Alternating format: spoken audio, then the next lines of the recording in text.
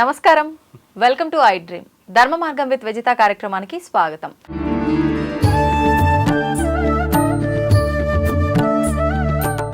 ప్రస్తుతం మనతో పాటు ఉన్నారు ప్రముఖ జ్యోతిష్య వాస్తు పండితులు బ్రహ్మశ్రీ దైవజ్ఞ వీరాపురం సుబ్రహ్మణ్య స్వామి గారు. ఇప్పుడు వారితో మాట్లాడి మనకున్న సందేహాలన్నింటినీ కూడా నివృత్తి చేసుకునే ప్రయత్నం చేద్దాం. నమస్కారం అండి. శుభాశీస్సులండి. అయితే ప్రస్తుత రోజుల్లో చాలా మందిలో కూడా ఒక భయం అనేది వెంటాడుతుందని చెప్పాలి. అందరూ భయపడుతున్నారని కాదు, కొంతమంది అయితే భయపడుతున్నారనే చెప్పొచ్చు. ఏంటి అంటే ఇప్పుడు ప్రస్తుతం 2024 ఏదైతే ఉందో ఇదంతా కూడా చాలా కష్టకాలం అనేది గడుస్తూ వచ్చింది. ఆరోగ్య రీత్యా గానీ, ఆర్థికంగా గానీ రకరకాల సమస్యలు తలెత్తుతున్నాయి. వీటికి తోడు ప్రకృతి యొక్క విపత్తులు కూడా జరుగుతున్నాయి. దీనికి మించి 2025లో వచ్చే అవకాశం ఉంది అని చెప్పి చాలా మంది ప్రముఖులు చెప్పడం జరుగుతోంది. ఇదంతా నిజమేనా? జనాలు దీన్ని దృష్టిలో పెట్టుకొని భయపడాలా? దీనికి సంబంధించి జాగ్రత్తలు ఏమైనా తీసుకుంటే బయటపడొచ్చా? భయపడాల్సిన అవసరం లేదు, జాగ్రత్తగా ఉండడం మంచిది. ఎలా జాగ్రత్తగా అంటే ఆ విషయం చెప్తాను. మనకు మీరన్నది చాలా మంచి విషయమే. మనము ముందుగానే జరగబోయే వాటిని ప్రజలకు జాగ్రత్త పరచడానికి సందేశం. అవునండి. అయితే ఏమిటంటే ఈ సంవత్సరం శ్రీ క్రోధినామ సంవత్సరం అనేది కుజగ్రహం వచ్చేసి రాజు కావడం వల్ల ఆర్థిక నష్టాలు, ఆరోగ్య నష్టాలు, ఇవే కాకుండా సర్పాలు, క్రిమికీటకాలు ఇవన్నీ అధికం. కుజుడు ఏంటంటే రోగ పీడితుడు, రుణ పీడితుడు. అంటే ఆరోగ్యపరంగా సమస్యలు అనేది ప్రకృతి నుంచి వచ్చేటువంటి సమస్యలు. అది అందరికీ అర్థం కాదు. ప్రకృతి నుంచి వచ్చేటువంటి ఈ అనారోగ్య సమస్యలు అనేది అధికంగా హెచ్చుమీరడం, తర్వాత ఆర్థిక పరంగా కూడాను నష్టం ఎక్కువగా వాటిల్లడం, ఈ రెండే కాకుండా యుద్ధాలు ఎక్కువ జరగడం. ఎందుకంటే ఆయన ఫైర్, కుజుడు వచ్చేసి ఫైర్, అగ్నితత్వం. ఫైర్ అనేది ఒక దేశాల మధ్య యుద్ధాలు జరగడం కానీ, రాష్ట్రాల మధ్య కూడా యుద్ధాలే అనుకోండి. కాకపోతే యుద్ధం జరగదు కానీ మాటల యుద్ధాలు. ఓకే, ప్రపంచ యుద్ధాల గురించి ఇప్పుడు చదువుకుంటున్నాం, చూడబోతున్నాం. అయితే ముందు మాటల యుద్ధాలు, రాష్ట్రాల మధ్య మాటల యుద్ధాలు, మనుషుల మధ్య కూడా మాటల యుద్ధాలు. ఓకే, అంటే నువ్వా నేనా ప్రత్యక్షంగా కానీ పరోక్షంగా కానీ మాటల యుద్ధాలు మాత్రమే తీవ్ర స్థాయిలోకి వెళ్ళిపోతుంటాయి. దానివల్ల అనేక నష్టాలు, అనేక అనర్థాలు ఇవన్నీ ప్రజలు చూస్తూ ఉంటారు. అది మూడో కన్ను. ఎవరేం చేస్తున్నారు, ఎవరేం మాట్లాడుతున్నారు, ఎవరు ఎలా ప్రవర్తిస్తున్నారు అనేది ప్రకృతి మొత్తం చూస్తూనే ఉంటుంది. అయితే ఇదంతా ప్రేరేపణకి కారణం ఏంటంటే కుజుడు రాజు కావడం వల్ల.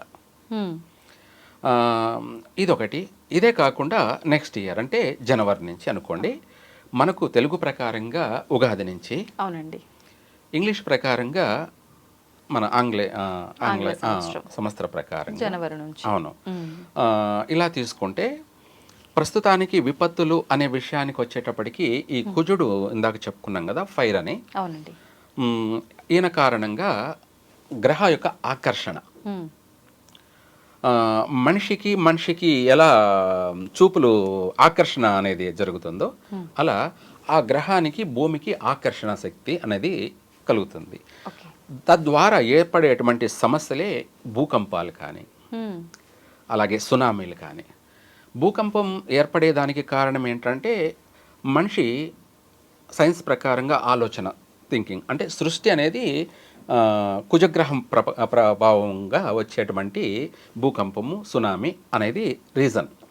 మనం కనిపెట్టేది, మనం క్రియేట్ చేసి చెప్పేది ఏంటంటే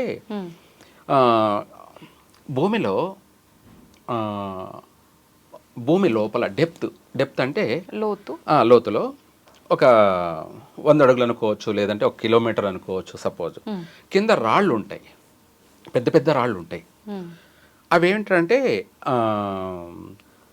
గ్రహ ఆకర్షణ వల్ల, గ్రహ ఆకర్షణ అంటే సూర్యుడు అనుకోండి, సూర్యుని యొక్క వేడికి పగలితే, రాత్రి చంద్రుని యొక్క చల్లదనానికి కూల్ అయితే, ఈ రెండు హీటు మళ్ళీ తర్వాత కూలు అయితే ఏమవుతుందంటే గ్యాస్ ఫామ్ అవుతుంది. భూమిలో. ఓకే. గ్యాస్ ఫామ్ అయిపోయేసి ఆ వేడికి ఆ ఉష్ణానికి రాళ్ళు పగులుతాయి.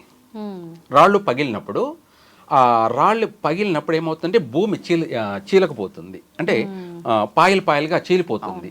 ఆ చీలిపోయినప్పుడే అది భూకంపం. ఓకే. అలాంటివి జరగబోతున్నాయి అయితే ఆల్రెడీ జరుగుతున్నాయి, జరగబోతుంటాయి ఇవి ఎప్పుడు కూడా. ఇవి వచ్చేసి కుజ ఆకర్షణ వల్ల, సూర్యుడు చంద్రుడి యొక్క ఆకర్షణ శక్తి ప్రభావం వల్లనే ఇవి జరుగుతుంటాయి.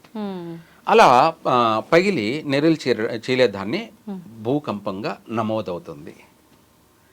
ఎందుకు మనము మీరే కనుక్కోవచ్చు ఆడవాళ్ళు. డీప్ ఫ్రిడ్జ్లో ఒక స్టీల్ గిన్నెలో నీళ్లు పెట్టేసి డీప్ ఫ్రిడ్జ్లో పెట్టేసి దాన్ని హై చేయండి. గడ్డ కట్టిపోయిన తర్వాత మనం చూసుకోకుండా ఉంటే ఇంకా కొద్దిసేపటి తర్వాత ఆ స్టీల్ అనేది చిట్లిపోతుంది. ఏమిటి చిట్లిపోతుంది, పగిలిపోతుంది.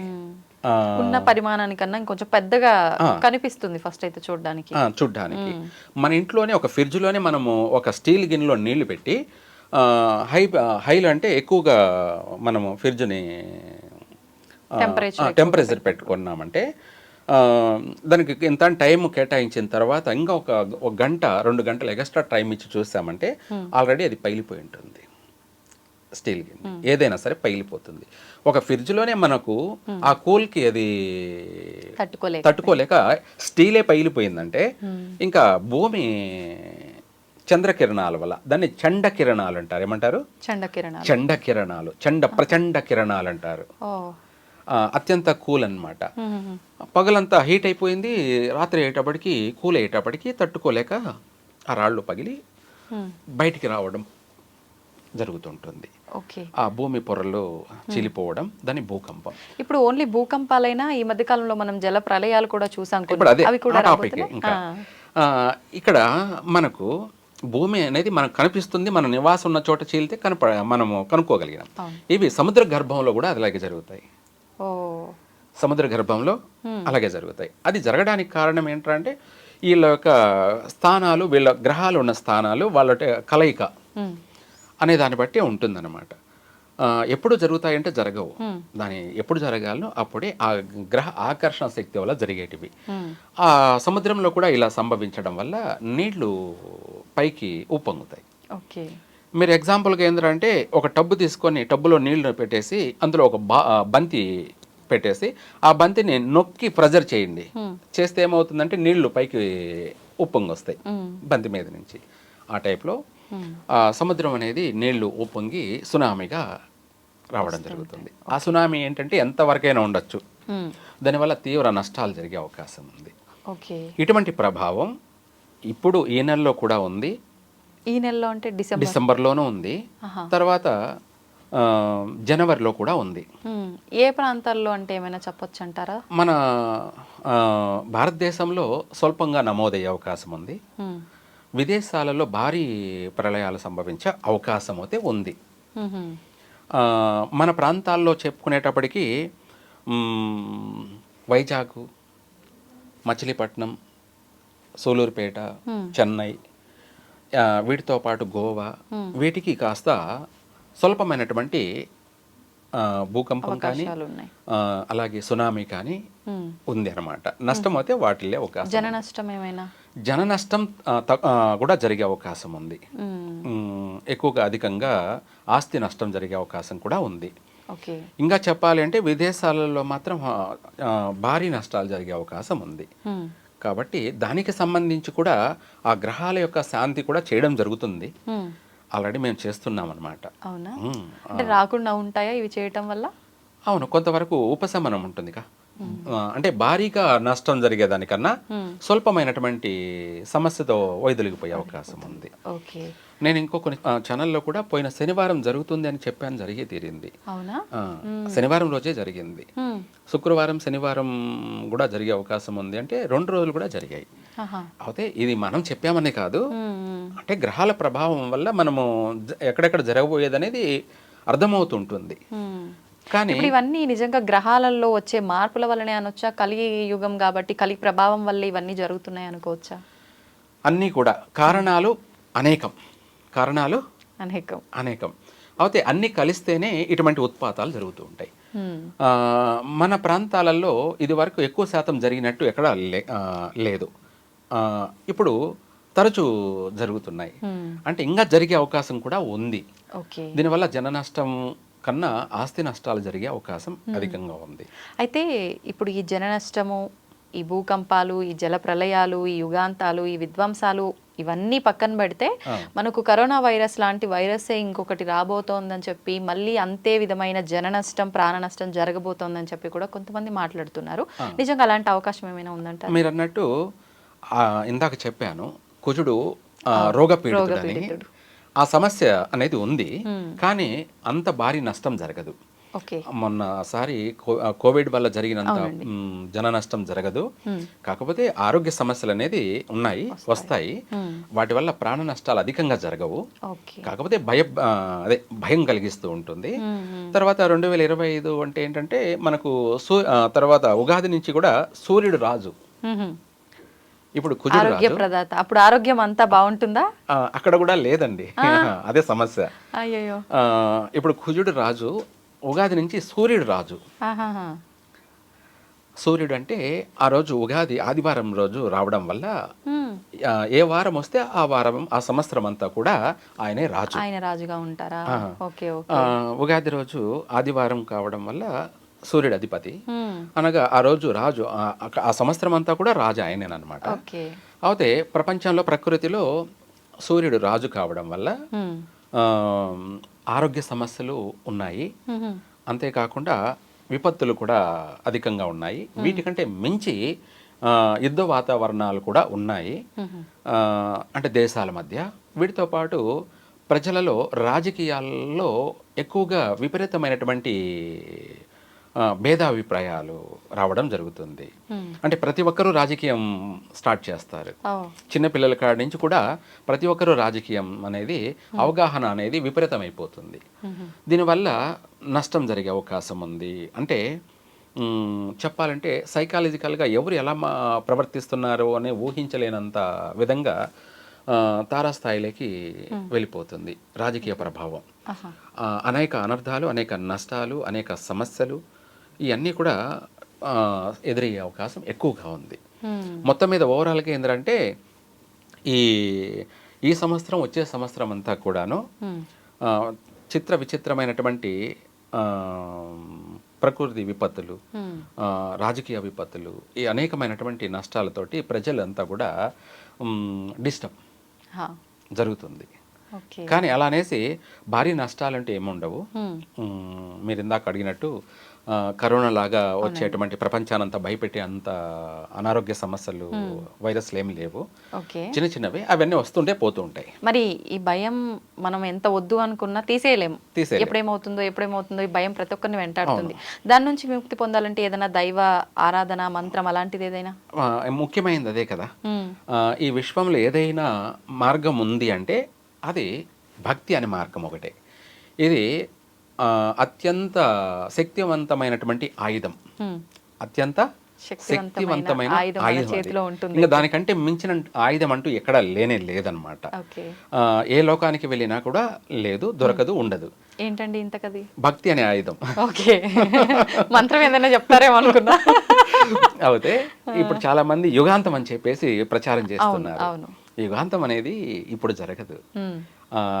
కలియుగంలో ప్రారంభమై 5,000 సంవత్సరాలే, ఇంకా లక్షల సంవత్సరాలు ఉంది. మొదటి పాదమే 1,00,000 చిల్లర ఉంది అనమాట. ఏది 1,00,000 పైన సంవత్సరాలు గడవాలి కలియుగంలో, అప్పుడు 1వ పాదం అవుతుంది. అలాంటిది ఇంకా 3 ఉంటాయి, ఒకటైపోతుంది 4 పాదాలు. ఇంకా మొదటి పాదంలోనే మళ్ళీ మొదటి పాదంలో ఉన్నాం. 4 పాదాలలో 4,00,000 చిల్లర సంవత్సరాలు ఉంటే మనము ఒక సంవత్సరం ఇప్పుడు వచ్చేసి 1,00,000 కూడా జరగలేదు, 5,000 మాత్రమే జరిగింది. అంటే మళ్ళీ ఒక్కొక్క పాదంలో కూడా మళ్ళీ 4 పాదాలు ఉంటాయా? అలా అనుకోండి భాగాలుగా. ఇప్పుడు మనం ఒక నక్షత్రం అనేది, ఒక రాశిలో నక్షత్రం ఉంటే నక్షత్రానికి 4 పాదాలు ఉంటాయి, 4 అక్షరాలు వస్తాయి. ఇప్పుడు మనము ఎగ్జాంపుల్గా అశ్విని నక్షత్రం 4 పాదాలు ఏంటంటే చు, చే, చో, లా అక్షరాలు. ఈ 4 పాదాలు. 4 పాదాలు అంటే 24 గంటలు ఉంటే వాటిని 4 భాగాలు చేస్తాం. 4 భాగాలంటే ఎన్ని భాగాలు వస్తాయి? ఒక్కొక్క పాదం 6 గంటలు, 4 ఆర్ల 24 గంటలు ఒక రోజు. అలాగే ఇక్కడ యుగం కూడా అంతే. కలియుగం కూడా 4 పాదాలు ఉంది. ఈ 4 పాదాల్లో ఒక పాదానికి 6 గంటలు ఎలా మనము నిర్ణయించామో అదే విధంగా ఒక్కొక్క పాదానికి 1,00,000 చిల్లర సంవత్సరాలు ఉంది. ఇందులో జరిగింది ఇప్పటికీ 5,000 సంవత్సరాలే. ప్రారంభమై కూడా కలియుగ ప్రారంభమై కూడా 5,000 సంవత్సరాలే. ఇంకా ఎంత ఉందో మీరే అర్థం చేసుకోండి. యుగాంతం అనేది ఇప్పుడు జరగని పని.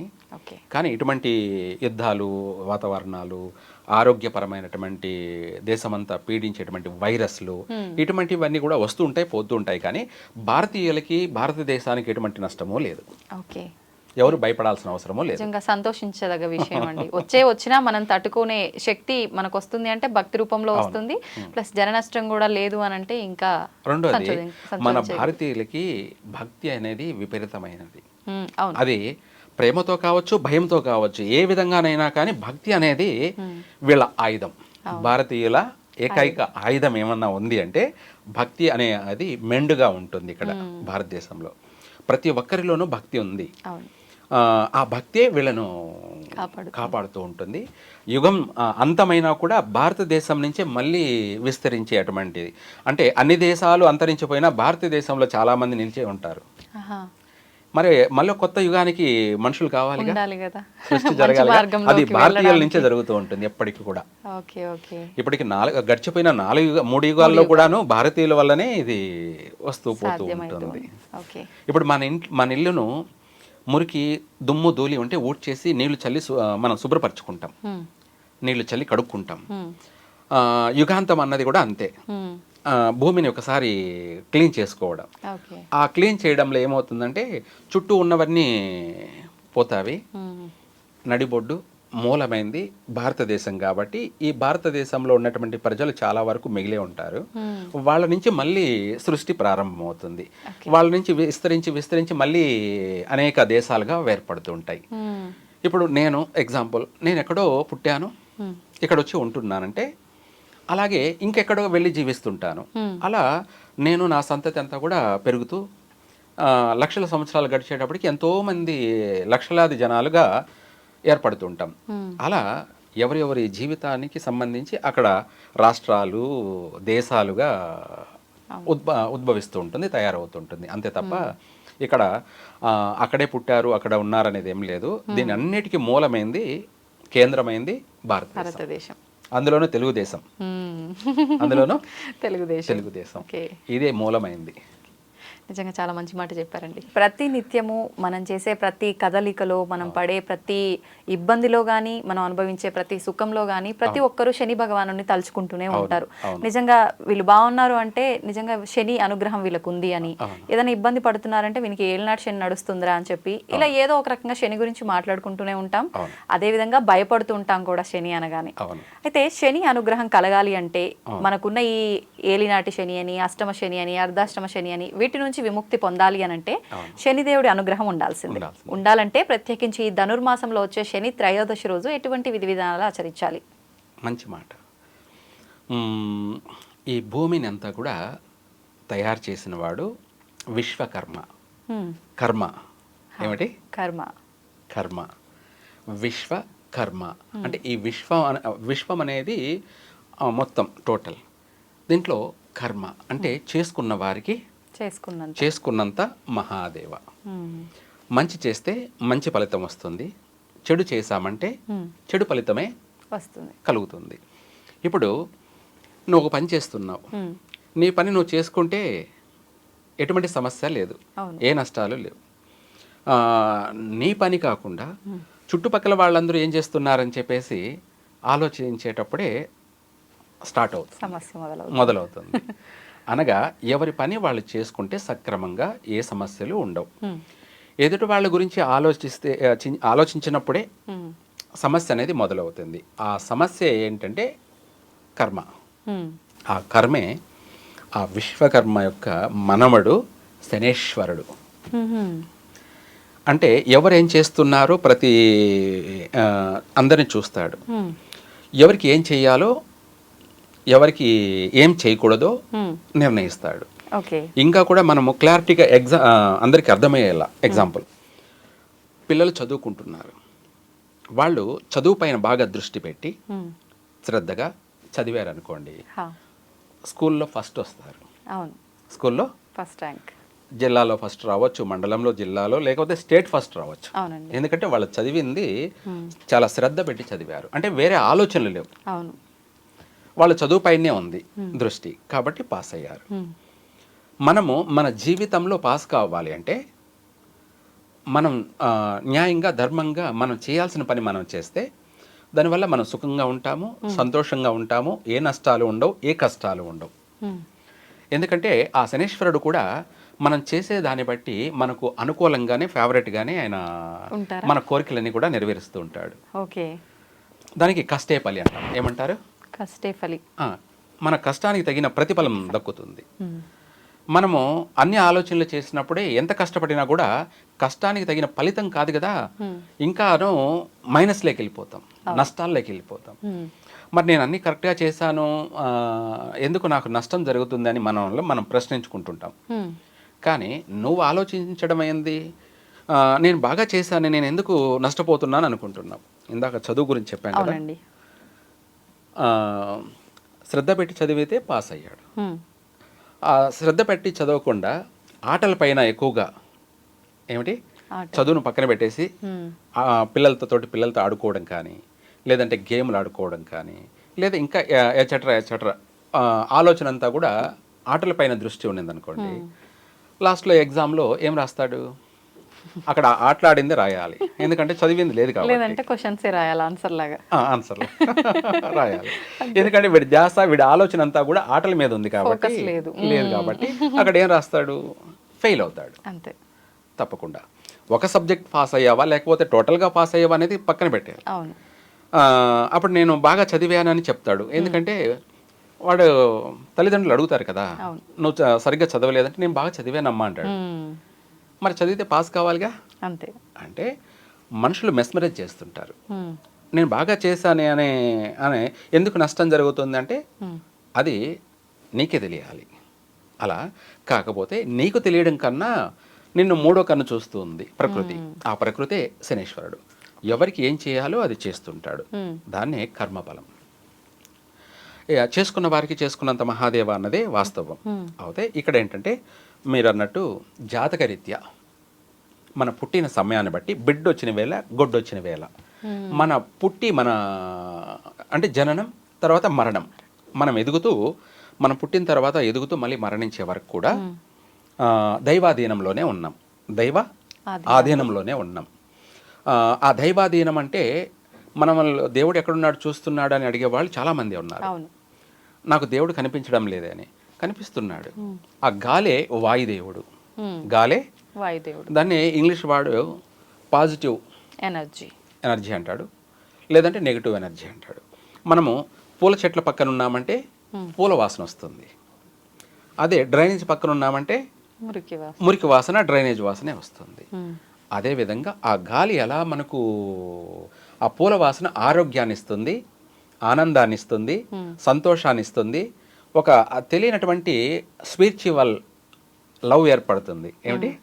ప్రేమ, ప్రకృతి పైన ప్రేమ ఏర్పడుతుంది. అదే డ్రైనేజ్ పక్కన ఉంటే జీవితం పైనే విరక్తి వస్తుంది. అదేవిధంగా మనం చేసేటువంటి విధి విధానాలలో, మనం చేసేటువంటి నడవడికలో ఇవన్నీ ఆయన లెక్కలు కడుతుంటాడు. ప్రకృతి ఎవరు? శనీశ్వరుడు. లెక్కలు కట్టి వాళ్ళకి ఏం చెయ్యాలో అదే చేస్తుంటాడు. దాన్నే ఏలేనాటి శని, అష్టమ శని, అర్ధాష్టమ శని అనే 3 భాగాలుగా మనిషిని పట్టి పీడిస్తుంటాడు. ఆ పీడించడంలో ఏంటంటే వాళ్ళు చేసిన దానికి తగినట్టుగా ప్రతిఫలాన్ని ఇస్తాడు. వాళ్ళు ఏం చేశారో దానికి తగిన ప్రతిఫలం అంటే ఆరోగ్యపరంగాను బాగా నష్టం కలిగించడం, ఆర్థిక పరంగా నష్టం కలిగించడం. ఆర్థిక పరంగా అంటే మన దగ్గర ఉన్న డబ్బులు పెట్టుబడి పెట్టి వ్యాపారం చేస్తామనుకోండి, మనం పెట్టిన డబ్బులు పోతాయి, మళ్ళీ మనము అప్పు తీసుకొచ్చి పెట్టామనుకోండి అది పోతుంది, మన శ్రమ కూడా వృధా అయిపోతుంది, అన్ని విధాల నష్టమే జరుగుతుంది. అందుకనేసి ఏదైనా సరే తెలివైన వాడు తప్పించుకు తిరుగువాడు దన్నేటి సుమి అన్నట్టుగా వీటి అన్నిటికీ పరిష్కార మార్గం అనేది ఎదుర్కోవడం మంచిది. పరిష్కార మార్గం ఎందుకోసం అంటే మనము మన జీవితం సుఖంగా ఉండడానికి, మనం నమ్ముకున్నటువంటి మన భార్య, మన పిల్లలు, మన కుటుంబం అంతా కూడా మన పైన ఆధారపడి ఉంది కాబట్టి మనం ఎన్ని కష్టాలు పడ్డాం అనేది పక్కన పెట్టేస్తే మన కుటుంబాన్ని ఎంత బాగా చూసుకున్నాం అన్నదే ముఖ్యమైనటువంటి విషయం. అవునండి. మనం ఈ కష్టపడ్డాము, అది కష్టపడ్డాము, అంత చేశాను, ఎంత చేశానని ఇంట్లో చెప్పుకోకూడదు. ఇంట్లో చెప్పుకుంటే వచ్చేదేం లేదు. నువ్వు చేసావా లేదా అన్నదే ముఖ్యం. అయితే ఏది ఏమైనా కూడా మనకు ఈ శని త్రయోదశి, మార్గశిర బహుళ శని త్రయోదశి రోజున 2 మార్గాలు, ఈ ఏలేనాటి శని నడుస్తున్నా, అష్టమ శని నడుస్తున్నా, అర్ధాష్టమ శని నడుస్తున్నా, దాని నుంచి మనం ఉపశమనం పొందడానికి, ఉపశమనం అనగా రిలీఫ్ అవుతాం. ఆ శని అనేది కొంతవరకు మనల్ని మనకు భోగభాగ్యాలని ప్రసాదిస్తుంది. వదిలిపెట్టడు కానీ, కాకపోతే భోగభాగ్యాలంటే మన మన కోరికలను నెరవేరుస్తాడు. దానికోసమే శనివారం రోజున పాలు, ఆవు పాలు తీసుకొని అందులో ఒక 100 గ్రాములు నువ్వులు, నల్ల నువ్వులు, ఈ నల్ల నువ్వులు కలపాల్సింది మకర రాశి, కుంభరాశి, వృశ్చిక రాశి వాళ్ళు. ఈ 3 రాశి వాళ్ళు నల్ల నువ్వులు కలిపి పాలు నువ్వులతోటి శనేశ్వరునికి అభిషేకం చేయాలి. అభిషేకం చేసినట్టు అయితే ఆ అభిషేకం కూడా ఉదయం 6 గంటల నుంచి 7 గంటల లోపే శనివారం రోజు. ఆ సమయంలో కుదరకపోతే 9 నుంచి 10:30 వరకు, ఈ 2 టైంలోనే. ఆ 2 టైంలో, ఎందుకంటే ఉదయం 6 నుంచి 7 వరకు శని సంచారం చేస్తాడు శనివారం. ఆ సమయంలో చేస్తే ప్రత్యక్షంగా ఫలిస్తుంది. లేదు ఇంకా మనకు కుదరలేదు, వీలు కాలేదు ఉదయం చేయడానికి, 9 నుంచి 10:30 ఆ సమయంలో అభిషేకం చేయాలి. అప్పుడు రాహుకాలం, శనివారము, రాహుకాలము, కుజ సంచారము పూర్తిగా మనకు ఆ సమయంలో చేయడం వల్ల అష్టదరిద్రం అనేది వదిలిపోతుంది. వదిలిపోయేసి మనకు ఆరోగ్యపరంగా బాగుండడం, అప్పుడే మనకు అర్థమవుతుంది మనలో తెలియనటువంటి ఒక హ్యాపీనెస్ అనేది, మార్పు అనేది కనపడుతుంది. మనం ఏది ప్రయత్నం చేస్తున్నామో అది కలిసి వస్తుంది, అనుకున్న పని నెరవేరుతుంది, జరుగుతుంది, చక్కగా అభివృద్ధికి మార్గం అనేది ఏర్పడుతుంది. మనము ఈ యొక్క శని త్రయోదశి రోజున ఈ సమయంలో ఉదయం కానీ లేదా 9:30 ఈ 2 టైంలో తప్పకుండా చేయాలి. అది మిస్ కాకూడదు. అలా చేసుకున్నట్టయితే చక్కగా కలిసి వస్తుంది, వాళ్ళు అన్ని విధాలా అభివృద్ధి చెందుతారు. చాలా మంచి విధానాన్ని తెలియజేశారండి. ధన్యవాదాలు. సర్వే జన సుఖినో భవంతు.